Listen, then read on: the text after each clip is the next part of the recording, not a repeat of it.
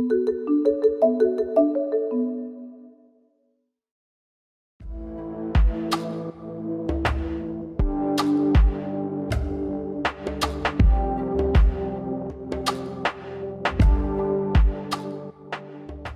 name's Tim Jones. I'm the head of creative for Rebellion, and that's what I do in the games industry. I also I'm a co-founder of a small indie games company called Foxhole Games. We've released 2 games on mobile so far, and are working on others, but that's strictly in our free time, and the work tends to slow down when we are under a lot of pressure at work at Rebellion, because that is our number one priority.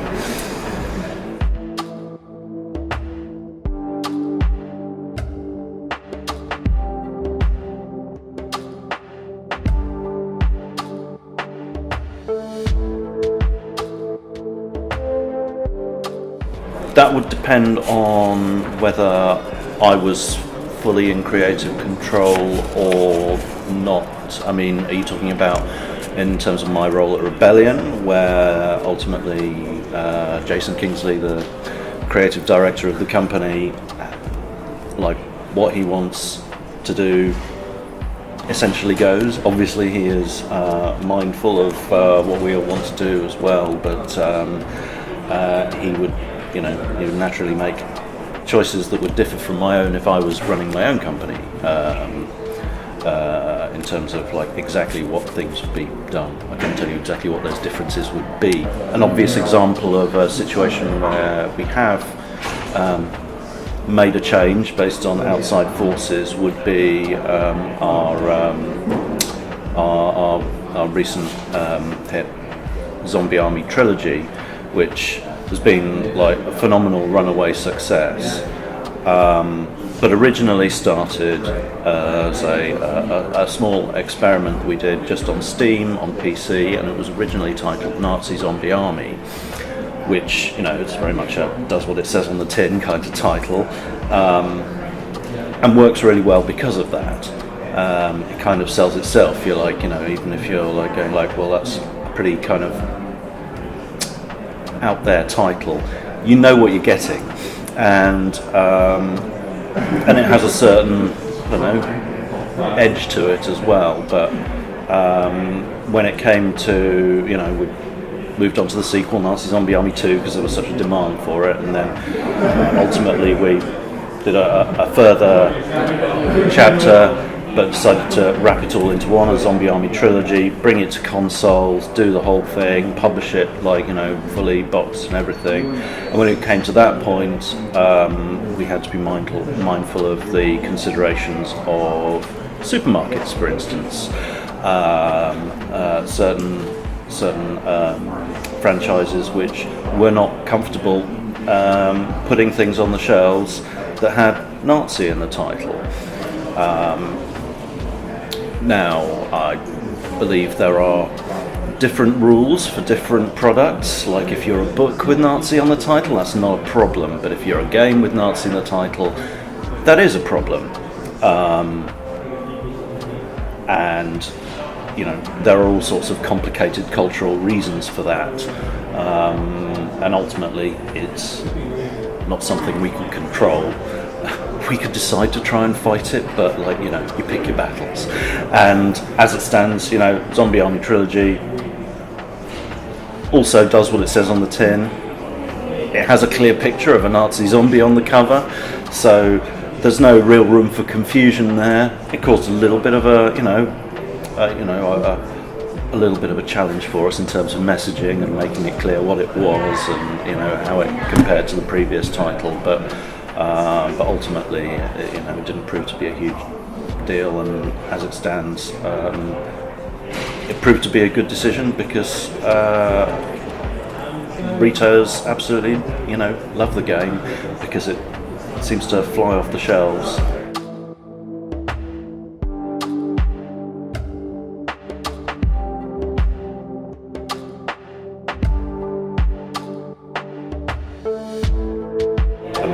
I'm sure you and I have had our own views challenged at some point in our lives by something or other, and that may have been an influential figure in our life.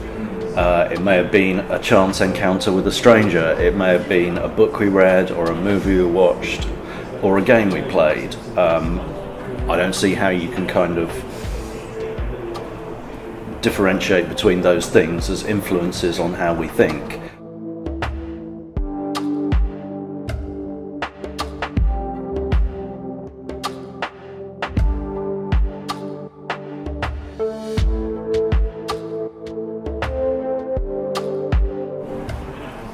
I think that's probably true. I think the more engaged someone is,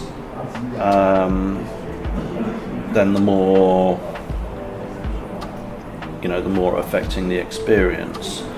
But if you're trying to convey your message through, the systems and mechanics of your game, I don't know, let's say every time you shoot someone they break down crying, that you can't avoid, then you're more likely to have an impact on your players, for good or bad, or at least on all of your players. And I suspect that will be, give someone more to chew on than like being shown a piece of footage of someone breaking down and crying versus them doing it themselves and then going, okay, right, well, that's that. Oh, I'll do the same thing to the next person.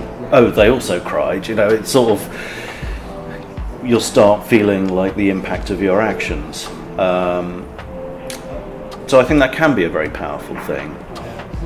You could argue the case that someone may feel uncomfortable, like if you put like a game controller in my mum's hands, she'd be struggling with the two sticks and stuff, and so that immediately puts a barrier between her and what's going on the screen, whereas if she's, watching Inspector Morse, where there is no barrier between her and what's going on the screen and she's engaged in the subject matter, then she'll likely be, more affected by that. So it's, it depends on the person. But these days, more and more people are, that they don't think of themselves as gamers. They play games, and even if it's just just on a touch screen on their phone or whatever, there is the chance to fully kind of make a difference to those people.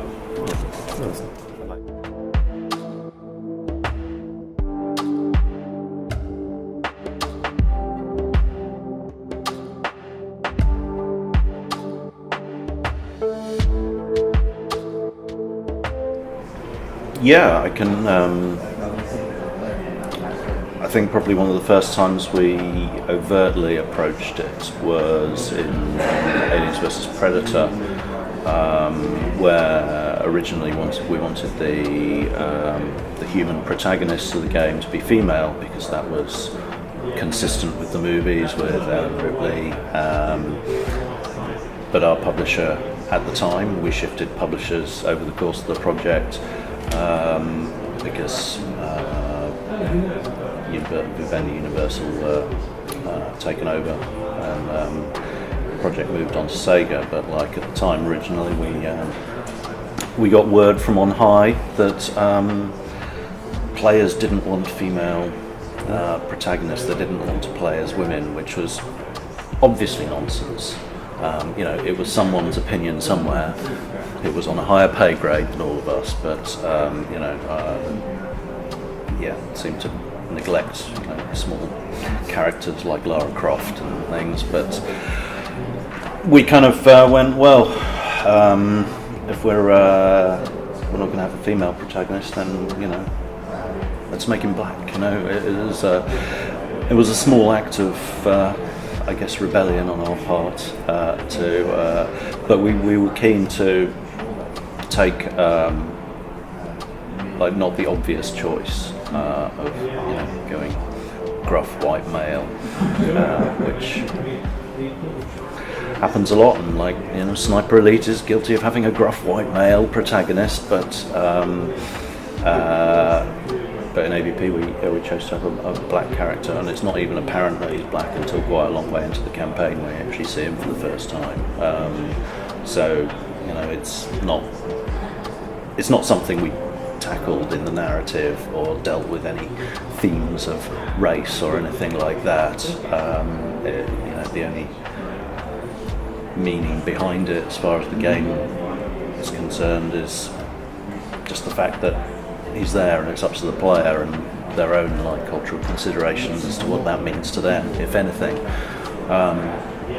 But it felt meaningful to us to make the choice.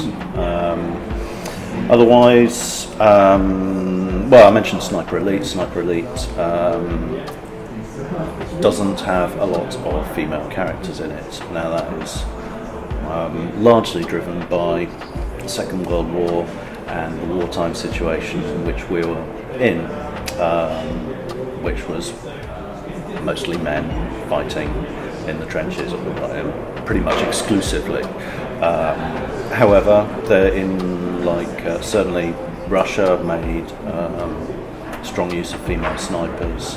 There were women fighting in the military particularly in certain regions. And in Zombie Army Trilogy, in fact, we very deliberately introduced female player characters into that as a nod to that, and because we really wanted to, and it was great when we had our launch event. A bunch of people came to that as a cinema in London, and had fans there and things, and there was a couple, a lesbian couple who came up, and they were so pleased and so thrilled that we had female playable characters in it. We just thought, oh yeah, it's cool. We'll do female characters because it doesn't really get done enough. But the game supported multiple player characters for you to choose from, so it's yeah, let's do this. But to them, it seemed like it meant the world that they could actually play as someone of their own gender. And for there to be no nonsense about it as well, that it was just you can do this or that, and in that kind of game as well.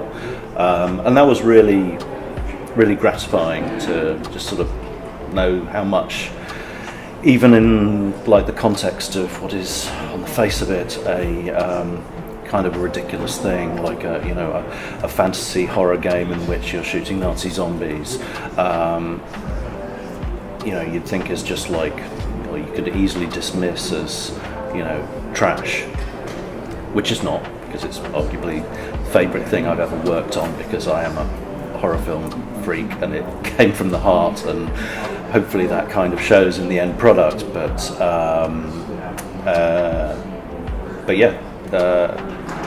it also seems that it does connect with audiences for all sorts of different reasons, and something as simple as just allowing people to play as someone of their own gender, or indeed race, or ethnic group, or whatever, is a big deal for people. Yeah, and that was one of my follow-ups, was has there been a response to these themes from your players? Yeah, and indeed in Sniper Elite 4, we've we had a strong female core to the main story in the game.